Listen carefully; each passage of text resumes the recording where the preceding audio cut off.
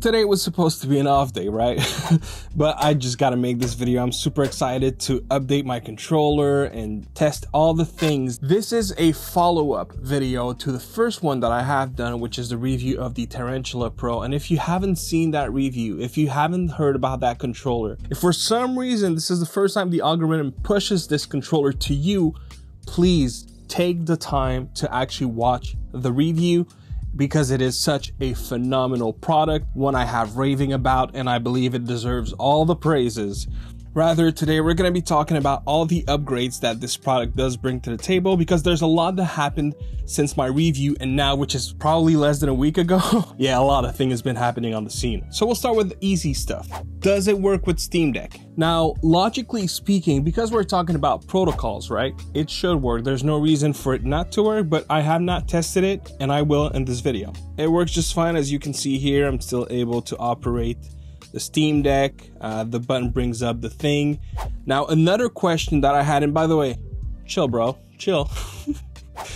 Does Steam recognize as having different inputs? The answer, without going there, should be no, and I'll explain why in a second, but just for argument's sake, let's go and have a look. And no, it does not. They respond as the buttons that they have been mapped to. For a controller to behave differently than it should behave, it would mean that it requires a unique protocol. And for that unique protocol to be supported, it would mean that the device, the host device, in this case being a Steam Deck, knows about that protocol and operates it accordingly. To my knowledge, the only protocol that exists that goes well beyond the regular amount of buttons that you would find in most controllers is the D-input protocol. This is a legacy one, which has, yes, support for a lot of different buttons. I think something in the 200s. It's also greatly lacking in terms of everything that we have nowadays. Rumble, audio support, and some controllers like the DualSense. So to this guy, if ever you see this video, no, it does not work. And don't expect that from other controllers unless they have a unique protocol that might. Like, for example, well, the DualSense Edge, funny enough, the two buttons in the front are supported as buttons, but that is Sony's protocol, and Steam is clearly updated to support said protocol. Or the new Steam controller that is only sold in Japan, the Steam Hori controller. That one might also support different buttons because it's used under the Neptune protocol, which is Steam's proprietary protocol. So anyways, I took a long detour here. No, it doesn't work. Here's the reason why. Now, another question, does it work on Android?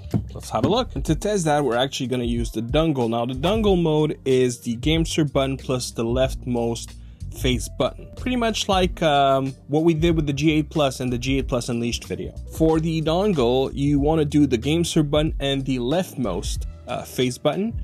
Now, when you do that, okay, so I don't know if you saw it showed you a keyboard and a mouse. That should be because we were on the HID mode. So we hold select and start, and that allows us to change modes. You can only do that if you are plugged wired or if you are going through the dongle. So as we are now, we should be able to change it, and you should see those four little lights change to something else. There you go. Now we only have one light. And if I recall, the one light is the Nintendo Switch controller mode. So you see Switch mode. It recognized it as an 8-bit DOE. Obviously, it's not 8-bit DOE, but it did recognize the controller.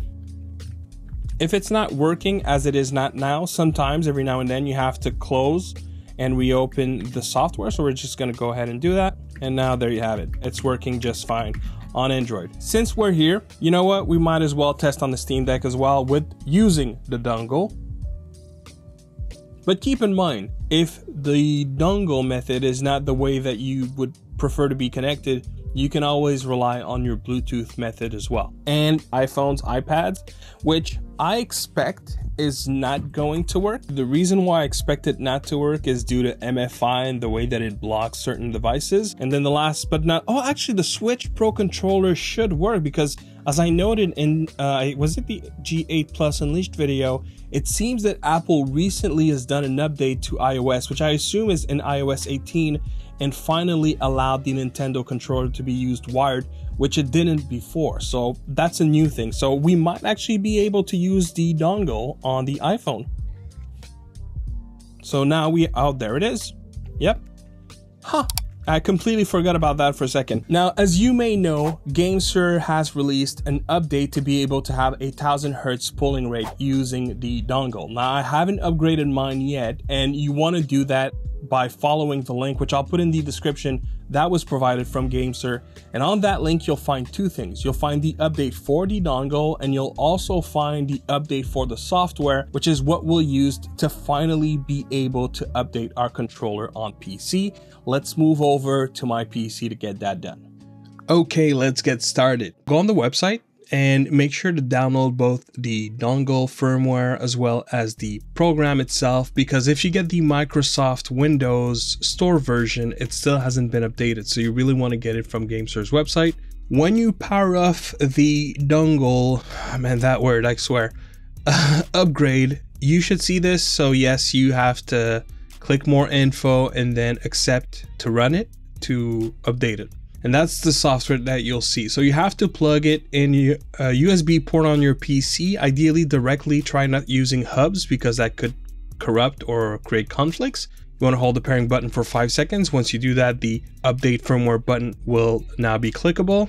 Now, once it says online, it means it's ready, so you can click the button. You'll see this progression bar, which takes, for me, it took less than a minute, so it's pretty quick. And then by the time you're done, you can go ahead and close the software. And here are the performance results after upgrading it. And indeed, we have up to 1000 hertz polling rate. Mine did a little lower, but still very respectable performance. I also tried the G8 Plus, just in case, because it also uses the same dongle to connect the hidden Xbox mode, which we now know what that mode is for. And unfortunately, it didn't give better performance. So once you open up the software, you should see the T3 Pro. Now, in my case, it only worked when I was connected through wire. Maybe there are other methods to connect that I don't know of, but for me, it was the only way that I was able to. Once in the software, you have a couple of things, as you can see, so we'll go through them one by one in no specific order. Upright, your buttons, the first one to the right goes back. The second one is to test your controller. The third one is to reset to default. And the fourth one is to do a firmware upgrade on your controller. I have not upgraded mine because a lot of people have been saying in the comments that they've had issues with 2.0.4. So I'll hold off for a future update personally.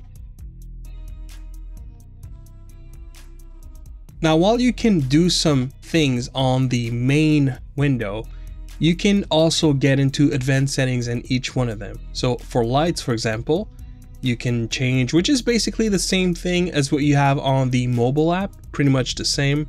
Triggers, you can adjust the curve. You have an adaptive hair trigger mode. I don't know what that is. I've never seen that. And if you click on the fourth one, you can also make your own curve if you want. When looking at vibration, that's pretty straightforward. You can change the intensity of both your left grip and right grip and test them if you want. When looking at motion, this is something that seems to be unique to the PC app only. You can use your gyro on the controller to redirect to your right stick, your left stick, or you can even make your own. This is something I had not seen before in third-party controllers, where you can literally make it that so if you move up, it's gonna move your B button, for example. You really set it up the way you want. And you can change your type of aiming. Honestly, the gyro feature is pretty complete. You're not missing out on anything in here. And then when looking at the buttons, you can remap every single one of your buttons, which is a feature that we literally do not have on the mobile app. This is something that is also specific to the PC app, but it'll take it a notch further and let you remap your buttons to your keyboard keys, your mouse keys, your numeric keypad. So you can really do a lot of things with that software, and that's what a lot of people were hoping for, and indeed that you can do. And just to show you, that is me writing on a notepad using the controllers. So let's move to the next portion of the video. I said before that I believe that GameSir was, well, not only GameSir, but a lot of controllers are doing hardware detection. And I feel like saying, and I'm sorry for the shaking, that I know for a fact now that it is the case. So when you're plugged in, you can change modes with select and start, right? By holding the two of them, and it's gonna swap modes. But if I try doing this on my Red Magic, it won't let me. It will stay stuck to the PlayStation mode. And if I'm on my iPhone and plugged in, that is, it's gonna force me into the Nintendo Switch mode, and I cannot do the select start that I have tried just now. And you know, that's fine for iOS because otherwise it wouldn't work anyways. But the only mode on PC that you're gonna be able to edit your controller, as I am doing now, is those 4 different lights. And when on those 4 different lights, I took my controller, brought it to a different PC, and all the keyboard mappings worked just fine. But on iOS and on Android, because I'm not able to get on that mode, it doesn't work. So it's only exclusively when you are on that mode that you will successfully have your keyboard inputs. And so I believe also that for the gyro as well. So basically that feature, at least for the time being, as far as I'm concerned, can only be used on a PC. I believe it would also work on Mac. I haven't tried it. All right, another one of those. As you can see in the background, this is plugged, sorry for the mess. It's plugged in my Mac, and no, I cannot get out of the Nintendo Switch mode. Whatever I do, it's stuck there. So I guess it detects, again, I'm so sorry for the shaking, jeez. And yeah, I guess it detects Macs as well as being Nintendo Switch controller only. Look, it's just not doing it. So yeah, hopefully I won't break it. Let's see how we can make that happen. So there are some little plastic, not plastic, but rubber tabs protecting the screws. So I'll go ahead and remove those. So we had 4 screws. I think that is it. We might have a screw under the sticker here.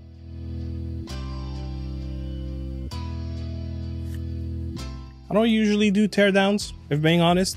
It's mainly due to the fact, it's mainly a time factor.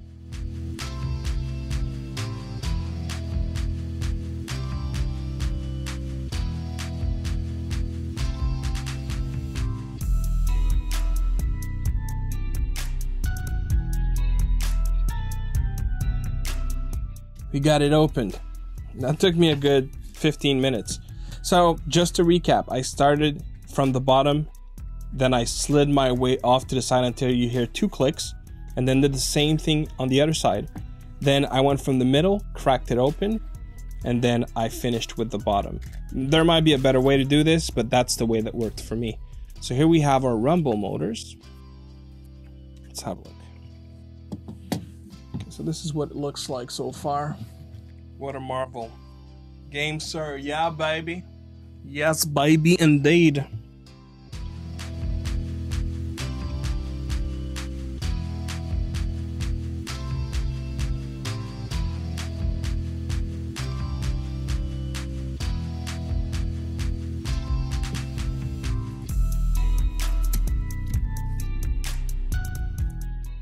Nope. Yeah, okay. 1 screw under the battery. There it is. There it is. I do apologize, guys. I don't have the best lighting for this. I don't have the best setup for this. Oh, and there's a ribbon cable for the RGB. Let me go ahead and take that out. And here it is undone. This is the controller, and this is the thing.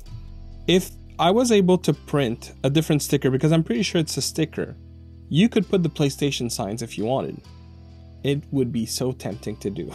It's not as if I have a sticker machine. Can it be scratched? So I officially decided that this is my Unhinged video.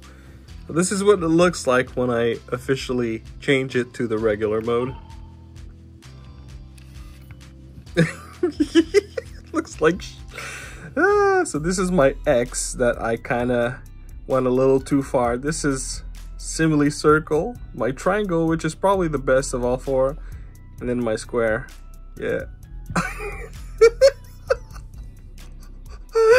It looks terrible. If only I had made my X just a little smaller. Oh well. It can look something like this. Thankfully, when I go to the other layout, I don't see these ugly things. Oh man, this is too good. I'm shooting this video to let you know that I tried. It must have been a good hour. I've been trying to get the latency, and I've done it before. That's the weird thing. I've done it before, but no matter what I do, if I swap the pins, Yeah, it doesn't want to work. And you know, I had fun if even this kind of went awire when I got into the teardown portion. Everything works, by the way, you know, it works just fine. It's back together. Although I feel like I can't quite close it as tight as it was from factory, but you know, the rest is fine. I have my chicken scratches on my buttons, and yeah. I hope this video was fun. I hope you got something out of it, but I still think there is potential to have a custom made sticker where you have the things and then just stick it on there. I almost wish they would have done that in the first place, but oh well. There you go, guys. Thank you very much for watching, and I'll see. Oh, please consider doing all the YouTube things, and I'll see you on the next one. Peace.